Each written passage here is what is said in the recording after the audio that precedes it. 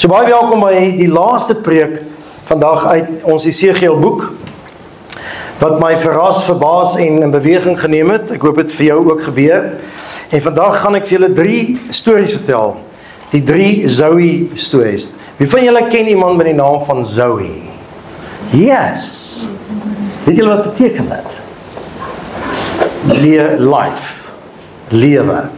Maar bios, kyk, Zoe is 'n Griekse woord vir lewe, soos bios ook, biosfeer.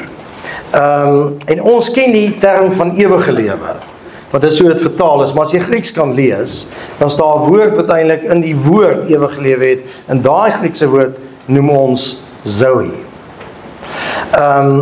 En as jy nou die aion bysit, dan word dit lewe wat ewig is. Maar Jesus byvoorbeeld, in die Johannes Evangelie, sal hy sê, die van julle wat my eet, ek is die brood van die lewe, julle sal lewe hê, dan sit Zoe hê. En daai Zoe beteken a divine life, of 'n goddelike lewe. Weet, wat vastgebind aan hom is amper soos Geppetto se poppie, voordat hy losgebreek het, die stoute Pinocchio. Toe hy nog daar in die strings was hy okay, maar toe hy losgebreek het, was hy 'n blikskorrel geweest, is dit nie? Hy en sy vriende, ek het altyd na hulle gekyk.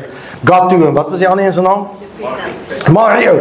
Ja, okay, wie het dit gesê? Dis seker Piet. Ja, dankie Dawie. Gedink het jy? So Johannes 3 vers 16, die bekende vers, as daar staan ewige lewe, dan is dit Zoe Anion, wat beteken ewige lewe. Maar ek wil vandag die Zoe gebruik as 'n woord wat bietjie anders by jou sal bly. Want as die Bybel die bios woord gebruik, soos die biosfeer, beteken dis net lewe. Verstaan jy? En ek dink die verlore seun het eers net gebios. Maar ek dink sy boetie het ook net gebios eers. Jy weet, hy het eers daarna het hy gezoe, die goddelike ding van genade besef dat die lewe eintlik 'n geskenk is. Nou vandag wil ek dan hierdie 3 Zoe stories vertel. Die eerste een se naam is Kruispad. Yes, dit wat ons gemeenskap se naam is. Die tweede een se naam is eintlik 'n fabel en 'n gelykenis van die arende en die sederboom. En dan die derde een is die sondes van die vadere. Nou al 3 die stories het een ding in gemeen. Dit wil hê dat jy vandag moet, of jy bring by 'n plek waar jy besef dat God gee jou 'n keuse van 'n Zoe lewe om okay te wees. Want eintlik gaan hierdie hele, en dit het ons vir onsself gesê, Esegiel vandag moet vir ons sin maak vandag. Ons wil nie Bybelstudie doen nie.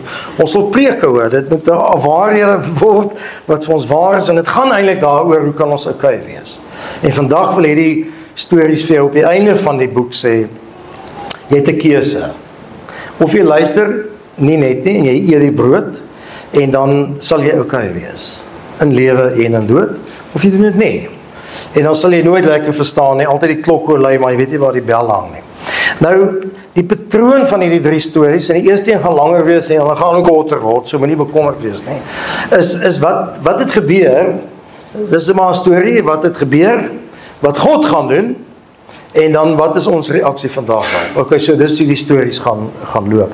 Maar ek het, soos ek net nou gesê het, ook eintlik in die gebed al gebid het, is dat ek wil nie hê dat ons net die reaksie moet wees soos die mense wat daar was toe Jesus die brode meer gemaak het in Johannes 6 vers 11 nie.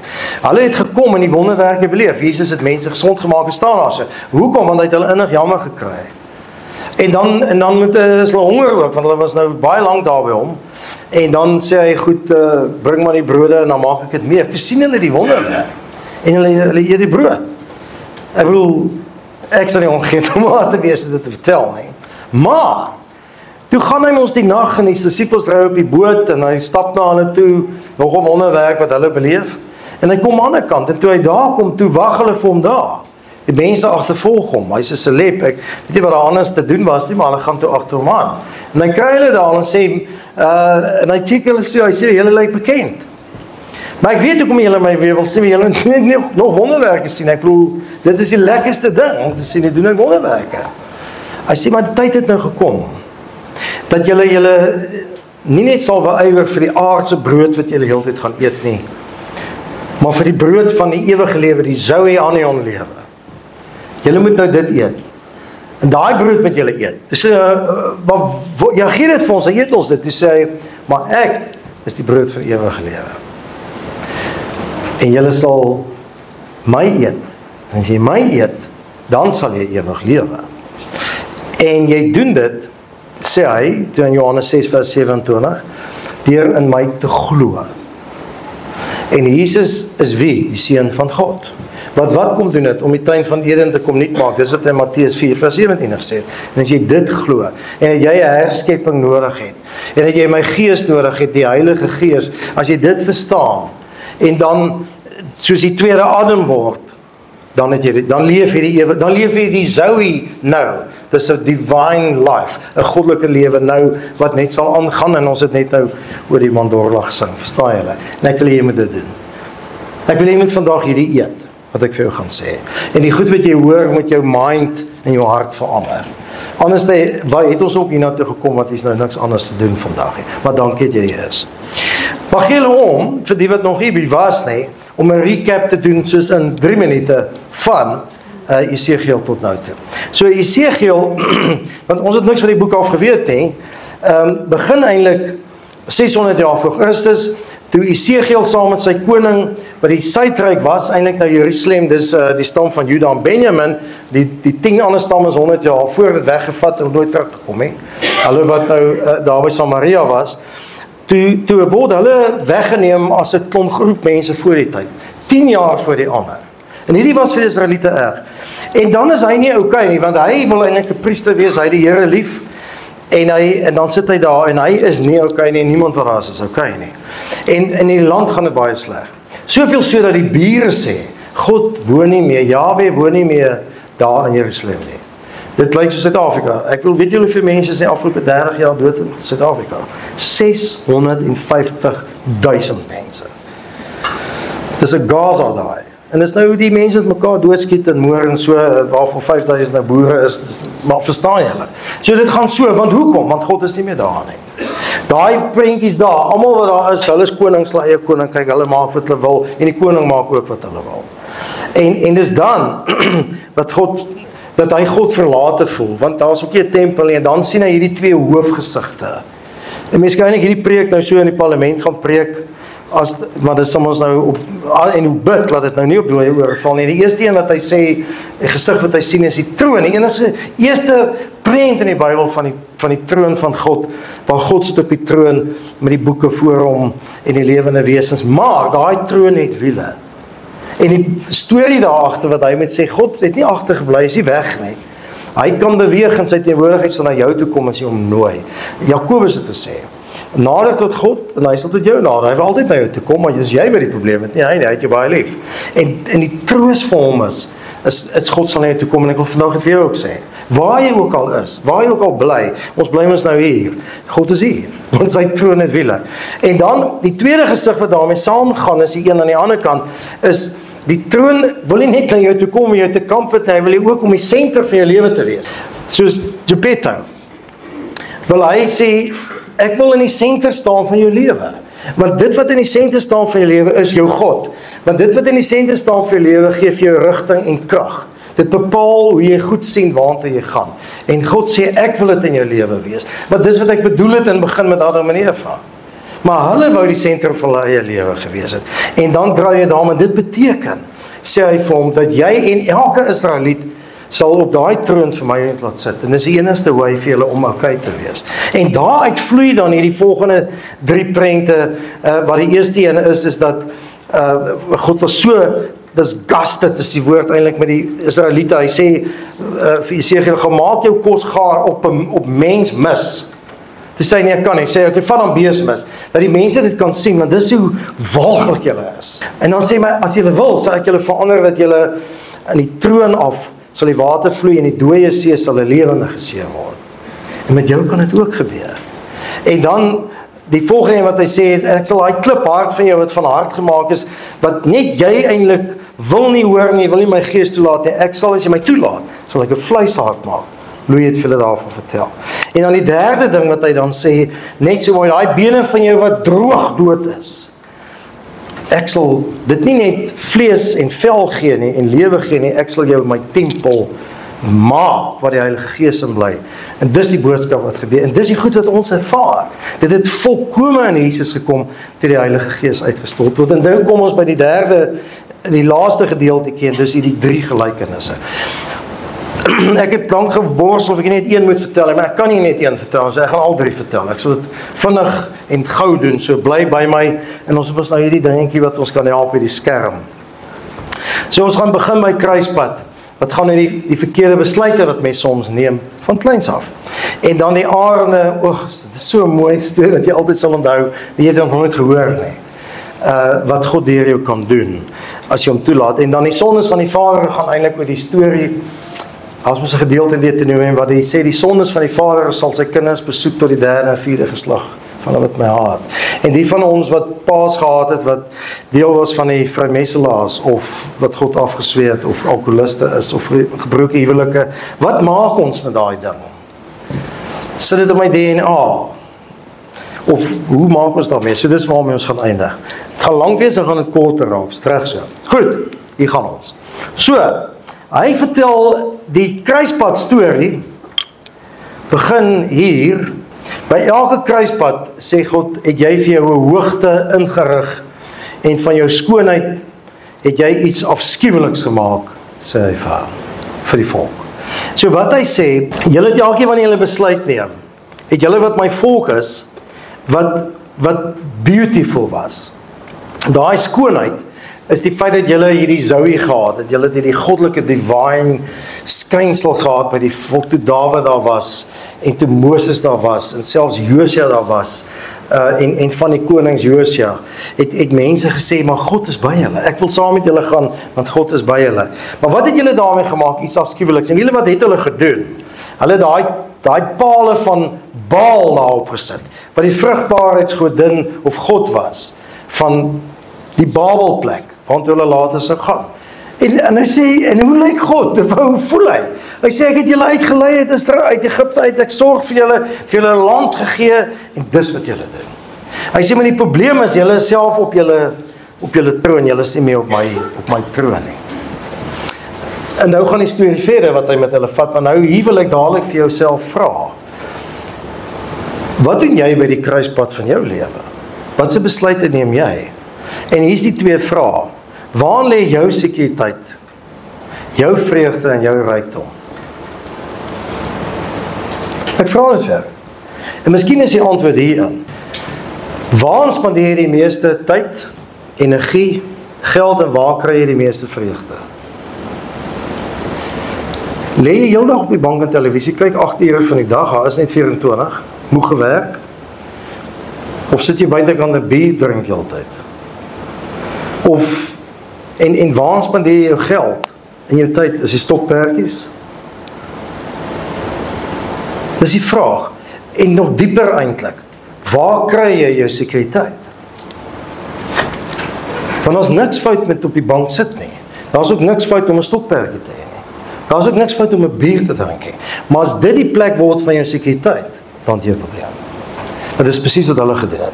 Dan het jy vir Baal gevat, 'n afgods God, en in die plek gaan sit. En nou gaan hy aan en hy sê by die kruispad, maar weet wat ek met julle gaan doen? Wat ons altyd op skool gedoen het, is 'n ou baie lelik was met sy meisie. Rondgeslaap het by ander meisies, dan vra ons altyd vir hom, wat sal jy doen as ons met jou suster doen wat jy nou met hierdie meisie doen? Dan is dit close to home. Nou sê hy, jy sal dink aan jou gedrag as ek jou susters wegvat van my land af, sê hy vir hulle. En hy het dit gedoen.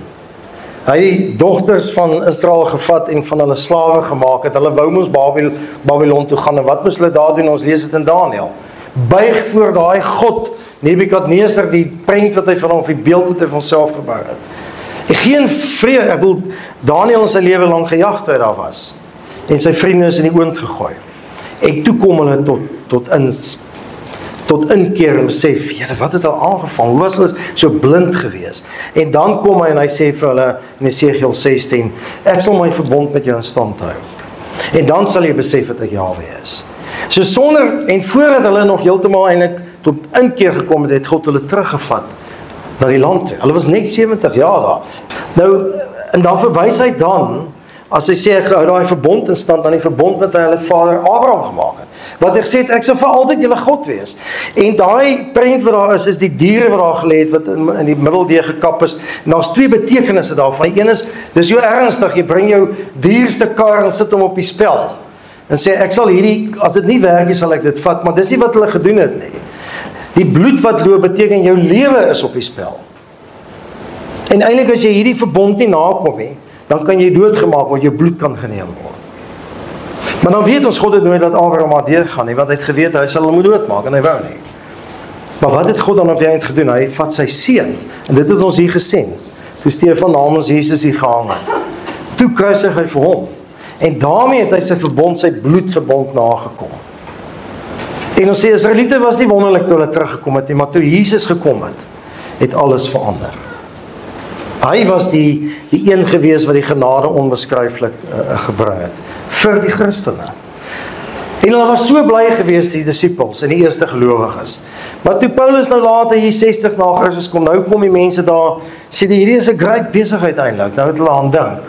So sê hulle vir Paulus, hierdie genade wat God so vir ons gee, en nog altyd vir ons gee, so sê net vir my, is dit so, dat daar geen sonde is wat die genade nie kan wegvat? Hy sê ja. Sê, maar dit is eintlik great. So hoe meer sonde ek doen, hoe meer genade is daar. Dit is eintlik logies. Dan sê hulle, sê dit.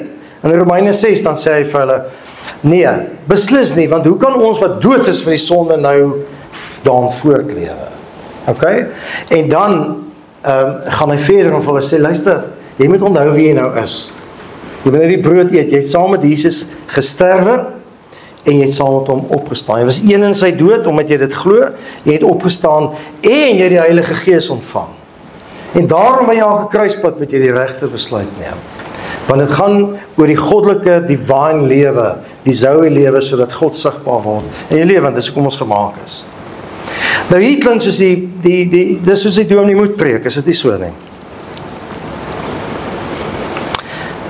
Maar Ek wil nou hê dat ons nou nie wees soos die mense wat agter Jesus aangeloop het. Ek wil nie ons moet dit eet. En ek wil vir jou 'n verhaal vertel. Ek wil nou hierdie ding omdraai. En vir jou vra wat ek net nou gevra het is, waar lê jou rykdom? Waar lê jou sekuriteit? En ek wil jou graag my storie vertel, want ek dink partykeer ons is maar soos 'n verlore seun. Toe ek klein was en tot ek baie groot geword het ek 'n leuen geglo. En daar staan ek weet nie hoe oud ek was, ek seker 5 of 6 gewees. Ek was toen nog mooi en jong en klein gewees. Maar ek het die leuen geglo dat ons arm was.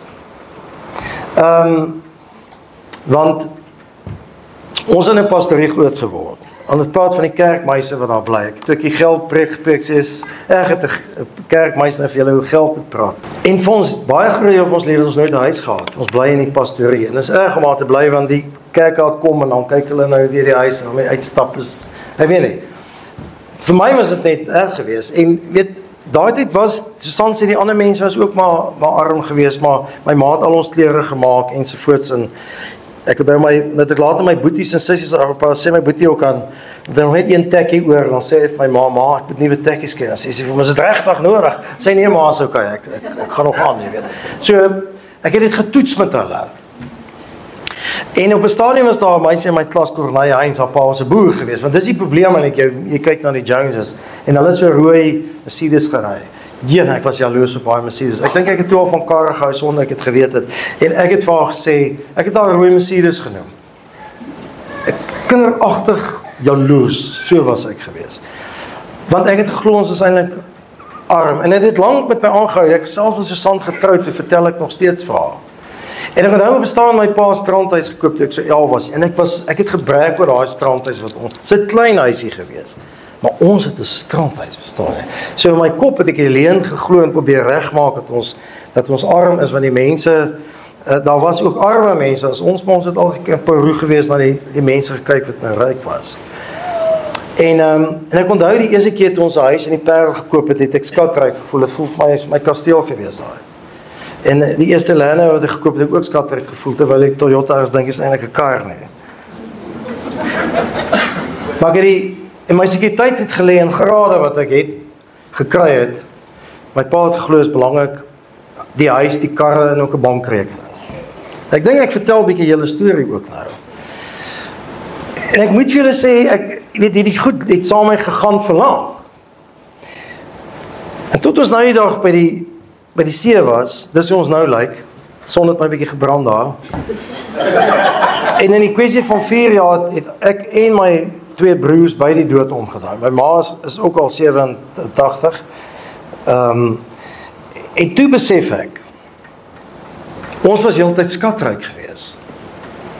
Ons het tonne liefde na die huis gehad.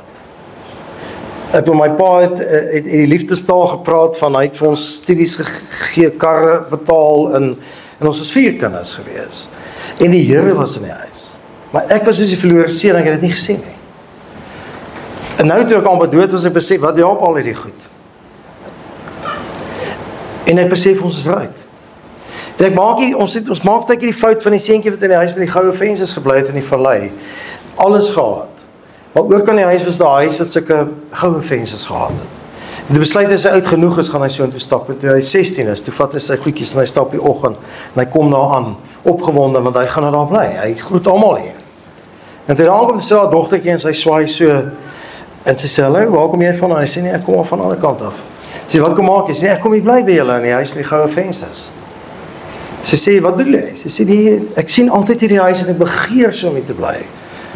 Sy sê vir hom, maar staan nie, want nou sak die son. Kyk daar is die huis met die goue vensters. Toe die son opkom altyd, dan het hulle huis geskyn, en dan is die sonsak kan skyn en nou weer, en dan is die vensters goud, met die sonstrale. Toe sê hy, toe besef hy bly heeltyd in die huis met die goue vensters, en hy weet dit nie, want hy soek altyd iets wat anders is, en hy soek dit op die verkeerde plek. En dit is wat hierdie vandag vir ons wil sê. Want dis is wat Paulus op sê, hy sê, ek weet die tempel was my alles toe ek 'n Jood was. Hy sê, ek het al die geleerdheid gehad, hy's 'n professor gewees, en dan kan hy nog vertel hoe hulle hom geslaan het, en met stokke, en 'n slang het nog gepik, en die boot het gesink. Hy sê, maar ek roem nie daar nie, ek roem net in een ding, die een wat my weggeruk het hemel toe.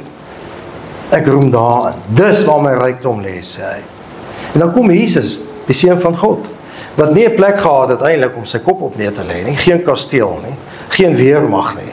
12 arme disippels, baie keer honger gely, en dan sê hy, moet julle nie bekommer oor wat jy eet of wat jy drink nie. Kyk na die lelies in die veld, kyk na die voëls in die lug. Hoeveel te meer sal ek nie julle kyk? Hy sê, soek allereers die koninkryk van God. Dit moet die kern van jou lewe wees, en die ander dinge sal vir jou gegee word. Maak my die kern van jou lewe en jy sal sien. Jy sal nooit bang wees nie, jy sal altyd die regte doen, dit gaan nie altyd maklik wees nie. En ek gaan my gees vir julle gee as ek weggaan, en dan bly hy in jou, en jy bly nie eens by my nie, ek bly by jou. En COVID het dit vir ons gewys, ek bedoel, jy kan die hoogste mure gehad, die grootste bankrekening, you're gonna die, my ma, daai ding gaan jy nie keer maklik nie. Want dit is nie waar dit gaan nie, en die vraag is, waar lê jou sekuriteit? En hoeveel mense, almal van ons ken iemand wat dood is, en dit kon jy gewees het. So waar lê jou rykdom is die vraag. En dis wat ek sê, ons kan nou hierdie lyste nou goed, en ons gaan nou die verhale van, die 3 verhale, Zoe verhale kyk, maar jy moet dit eet. En dis wat Paulus bid. En Paulus het idee gegaan, sy sekuriteit op baie ander plekke gelê. Hy sê, ek bid dat die Vader deur sy gees julle harte sal oë. Dis die kardios wat die hart is, of talmos se oë oopmaak, sodat julle kan sien wat se wonderlike roeping daar op jou lewe is. Dis die Zoe lewe. Dis die divine life. Wat anderste is, wat nie bang is nie, en wat vreugde kry. En wat 'n erfenis daar vir ons is nou en later, en hoe groot die krag is tot ons beskikking om hierdie wêreld se goed te kan hanteer. Dis dieselfde krag, sê hy, wat die Vader deur die Gees vir Jesus uit die dood opgewek het. Daar is niks wat jy nie kan hanteer nie.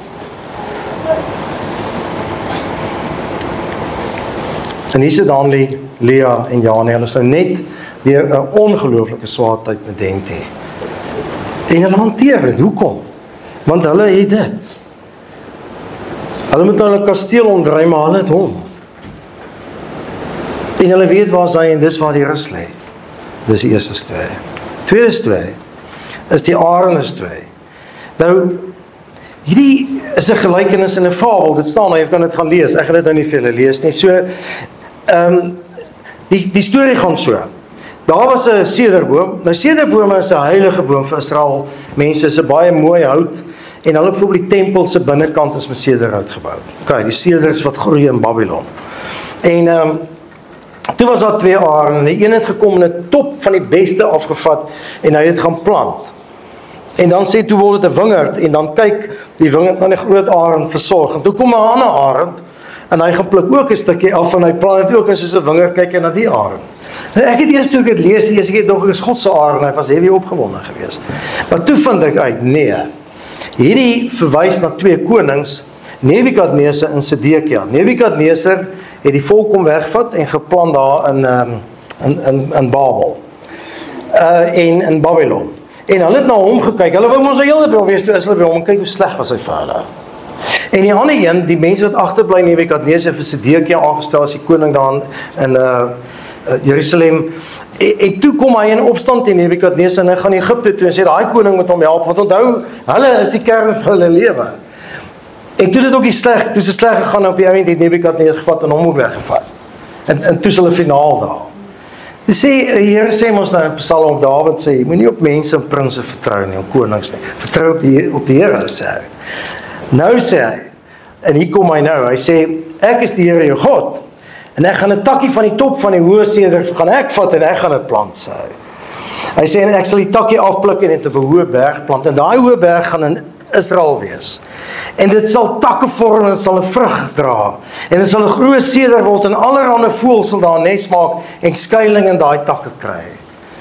En dit het bietjie begin gebeur toe hulle teruggaan, maar toe Jesus gekom het, toe word hy die sederboom. Want dan sê Paulus uit hom en deur hom en tot hom is alle dinge. En hy kom vir ons wys so lyk 'n divine life met niks, maar met liefde wat hy vir mense gee in hierdie koninkryk van die hemel, wat aanhou en vir altyd is. En dan sê hy, hier's die geheim, geseënd is die wat weet hoe afhanklik hulle van my is, want hulle sal die koninkryk van die hemel nou al ervaar. Hulle sal die divine life leef, en hulle sal nou waar hulle is. Daar is toevallig Rolof en Ailani, hulle sal die sederbome wees. Jy sal die sederbome wees, hier waar jy is.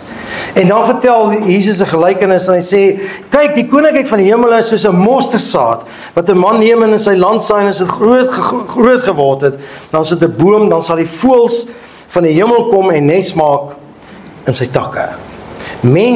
Ander mense sal na jou toe kom en ook daar wees, en dan verander dit as jy dit reg kry om te leef dat jou sederboom groei vanuit Christus en die gawes wat hy gee en al die seëninge wat hy vir jou gee, wat sekuriteit is, wat die liefde, vrede, vreugde, geduld, selfbeheersing, nederigheid, getrouheid, goedhartigheid en al die seëninge is wat daar vir jou gee, dan word jou sederboom 'n kersboom. Waar ander mense in die land sê, ek wil ook saam met jou kom dans, and say all over the world, the Spirit is moving. En so kom mense na jou toe, dis wat ons doen hier. En vir ons is die lig wat die motte aantrek. Maar jy kan dit net wees, as jy besluit om nie net vir jouself te wees. En jou tyd te vat, wat kosbaar is om vandag in die woestyn te kan ry met 'n jeep, en dan kom jy hiernatoe. En na die tyd dan nooi jy mense om saam met jou huis toe te gaan. Ek sommer iets sê, volgende jaar, ek het nou vir my leiers al gesê, wil ek dink ons met die sederboom projek nou het ek aan dink. Een keer 'n maand gaan ons kerk hê, en na daai kerk gaan almal wat hier is, in hierdie gemeente, na huise toe gaan. En saam mekaar eet, kuier, en bid vir mekaar, en gesels oor wat julle hier gehoor het.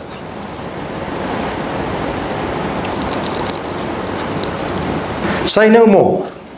Okay, die laaste storie is die storie oor die sondes van die Vader. Nou kyk, hierdie bekende vers in Deuteronomium 5 vers, ek ken dit in my kop uit. Die sondes van die Vader sal die kinders besoek tot die 3de en 4de geslag van die wat my haat. Dit beteken eintlik dat as die Vader 'n verkeerde besluit neem, of selfs die moeders, dan kan jy dit mos nie oordra aan jou kinders nie. Ek wil selfs al word jy gebore in 'n ander geloof, dan kom dit oor.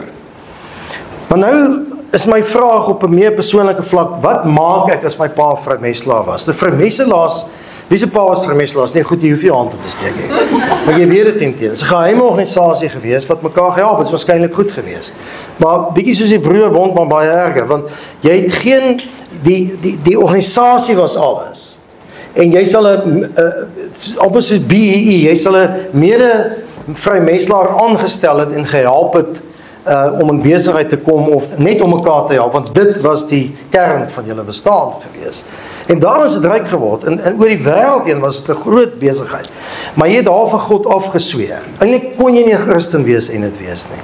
Nou het jou pa het gedoen, so waar laat dit jou, want hulle help oor die kinders van die vermesselaars tot in die 3de en 4de geslag van hulle wat die vermesselaars lief het. Waarvan as my pa gesteel het in die tronk sit? As hy ateïs was, 'n hoereerder, 'n verkragter wat in die tronk sit, 'n alkoholist. En ek weet daar's predisposisie in die gemeente, of ek kom uit 'n huis wat gebroken is, of my pa is 'n dwelmslaaf, of hy's 'n dief, en ek ken pa's wat al hierdie goed gedoen het. Waar laat dit my? Met die 3de en 4de geslag. Nou kom Esegiel en hy sê hierdie ding. Here, dit is so mooi. Hy sê, julle vra waarom die seun nie die straf op sy pa se sonde sal dra nie. Omdat die seun reg laat geskied en reg leef. Hy by die kruispad het hy die regte keuse geneem. Hy is gehoorsaam aan al my voorskrifte en hy voer hulle uit. En daarom sal hy bly lewe. In die Ou Testament staan dit. Maar kom ons gaan na die Nuwe Testament. Sê Paulus, Christus het ons vrygemaak om werklik vry te wees. Vry, vry, vry. Van alle verlede, jou pa en ma, maak nie saak wat hulle gedoen het nie, maak nie saak wat sy heks het, wat sy goed op jou gesit nie, vry. Want Jesus is die ultimate pantokrator, die heerser oor die heelal. Vra die sataniste, vra die ouens wat met glasie speel en goedjies beweeg, as sy naam sê, dan stop alles. Hulle weet dit, ons weet dit nie. So, jy is werklik vrygemaak, en dis eintlik wat hierdie gedeelte, dit slot in by Galasiërs 5:1, want Jesus het gekom. Esegiel was 'n voorskrif daarvan.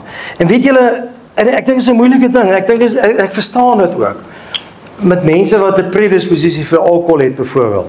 Ek wil vir julle 'n beeld gee, wat julle kan huis toe gaan, is baie wat julle moet kan huis toe vat.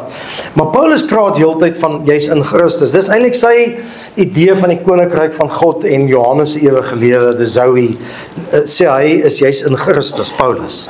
Jy's in hom. Wat beteken dit eintlik? Dan verduidelik hy op 'n stadium, en dat jy in Christus is om soos wat Johannes sê, ingeënt te wees in die wingerdstok. Of hy sê ons is die lote. Maar daar word van inenting gepraat op ander plekke. Ek dink Johannes praat daarvan dat die wilde lote van die vye van die olyfboom word uitgehaal en daar word nuus ingeënt. Maar ek wil 'n nuwe beeld maak, veral na vergelyk van Johannes 15:1. So wat hulle in die Boland doen, die ou stokke, is later immuun teen al die kieme, want hulle ken dit. En wat hulle doen, hulle vat hom so, as julle daar kyk, en dan sny hulle hom. Met so 'n masjienkie. Dan vat hulle die nuwe, jong wingerstokke, dan druk hulle hom bo op hom in, maak hom vas, dan plant hulle hom. Wat gebeur?